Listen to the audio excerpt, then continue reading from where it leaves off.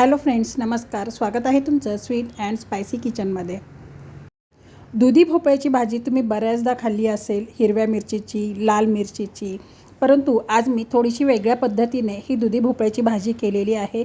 एकदम चमचमीत व झणझणीत ही दुधी भोपळ्याची भाजी खूप छान अशी बनवून तयार झालेली आहे. ही दुधी भोपळ्याची भाजी गरम गरम चपाती किंवा गरम गरम भाकरीसोबत एकदम भन्नाट लागते. दुधी भोपळ्याची भाजी तयार करण्यासाठी इथे मी एक दुधी भोपळा याप्रमाणे चिरून घेतलेला आहे. स्वच्छ धुवून मी निथळत ठेवलेला आहे. याप्रमाणे मीडियम फोडी मी करून घेतलेल्या आहेत. तसेच एक कांदा चिरून घेतलेला आहे. एका टोमॅटोची प्युरी तयार केली आहे. आलं, लसूण व हिरवी मिरचीचा ठेचा घेतलेला आहे. 1 चमचा गरम मसाला, 1 चमचा जिरे पावडर, 1 चमचा धने पावडर व 1 चमचा लाल मिरची पावडर घेतलेली आहे.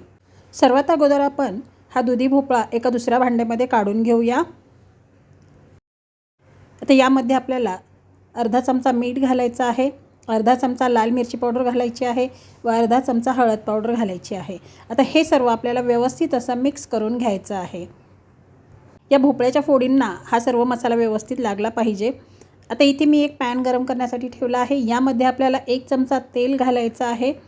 तेल गरम झाल्यानंतर आपण जो दुधी भोपळा मॅरिनेट केलेला आहे तो घालायचा आहे. आता व्यवस्थित मिक्स करून घ्यायचं आहे.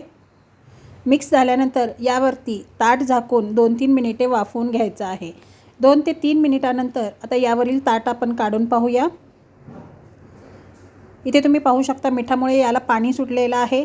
आता हे परत एकदा आपल्याला मिक्स करायचं आहे व परत यावरती ताट झाकून 1-2 मिनिटे हा भोपळा वाफवून घ्यायचा आहे. 1-2 ते 3 मिनिटानंतर परत मी यावरील ताट काढून पाहिलेलं आहे. आता इथे तुम्ही पाहू शकता यामधील भोपळ्याचा कलर चेंज झालेला आहे. यामधील पाणीसुद्धा पूर्णपणे आटलेलं आहे. आपला भोपळा छानपणे वाफलेला आहे. आता दुसऱ्या कढईमध्ये इथे मी 2 पळ्या तेल घातलेलं आहे. आता आपल्याला भाजीचा मसाला तयार करायचा आहे. तेल गरम झाल्यानंतर अर्धा चमचा मोहरी घालायची आहे. मोहरी छान फुलल्यानंतर अर्धा चमचा जिरे घालायचे आहेत. जिरे छान फुलल्यानंतर बारीक चिरून घेतलेला कांदा घालायचा आहे. 1-2 मिनिटे आपल्याला कांदा परतवून घ्यायचा आहे. आता यामध्ये आपल्याला 7 ते 8 कढीपत्त्याची पाने घालायची आहेत व कांदा आपल्याला परतवून घ्यायचा आहे. 1-2 ते 3 मिनिटानंतर तुम्ही पाहू शकता कांद्याचा कलर चेंज झाला आहे. यामध्ये आपल्याला आलं, लसूण व हिरवी मिरचीचा ठेचा घालायचा आहे व हे आपल्याला व्यवस्थित असं मिक्स करून छान लालसर रंग येईपर्यंत परतवून घ्यायचं आहे.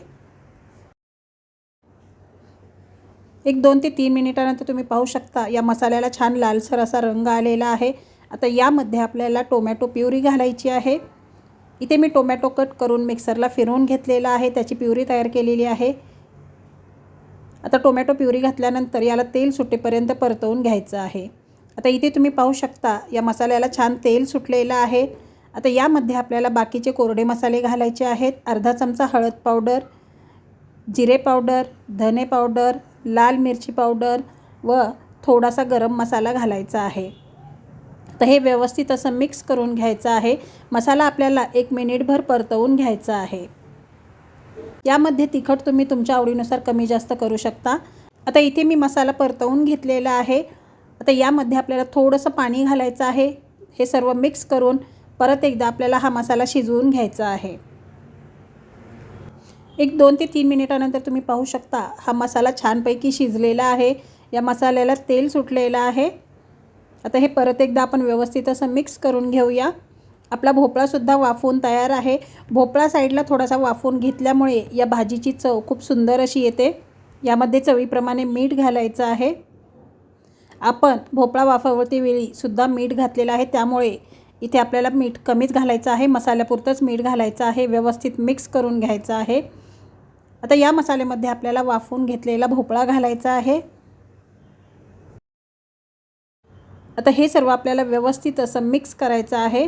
आता याचा रस्सा तुम्हाला दाटसर किंवा पातळ कसा आवडतो त्यानुसार तुम्ही याच्यामध्ये पाणी ॲड करू शकता.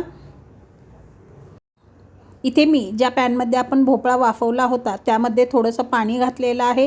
म्हणजे अंदाजे 1 वाटी मी पाणी घातलेलं आहे व हा पॅन विसळून मी या भाजीमध्ये घातलेला आहे. आता हे परत एकदा आपण मिक्स करून घेऊया. मी ही भाजी जास्त पातळसर करणार नाही. एवढंच पाणी मी यामध्ये ठेवणार आहे. आता ही भाजी मिक्स झाल्यानंतर यामध्ये आपल्याला जो आपण गरम मसाला ठेवलेला आहे तो घालायचा आहे व ही भाजी आपल्याला 1-2 ते 3 मिनिटे शिजवून घ्यायची आहे। 1-2 ते 3 मिनिटानंतर इथे तुम्ही पाहू शकता भाजी छानपैकी शिजलेली आहे।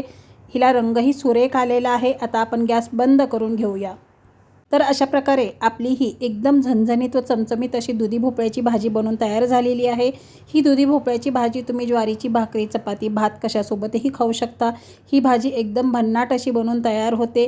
ही भाजीची रेसिपी तुम्ही नक्की ट्राय करा, तुम्हाला सुद्धा खूप आवडेल। तुम्ही जर माझ्या चॅनलवरती नवीन असाल तर चॅनलला सबस्क्राईब जरूर करा।